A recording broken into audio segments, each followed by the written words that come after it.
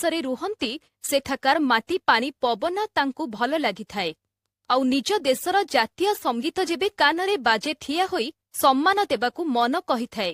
ଏବେ ଦିଲ୍ଲୀରୁ ଯାଉଥିବା ଏକ ବିମାନର ଏମିତି ଏକ ଭିଡିଓ ସାମ୍ନାକୁ ଆସିଛି, ଯେଉଁଥିରେ ବିଦେଶୀମାନେ ଭାରତର ଜାତୀୟ ସଙ୍ଗୀତକୁ ସୁନ୍ଦର ଭାବେ ଗାଉଥିବା ନଜର ଆସୁଛନ୍ତି।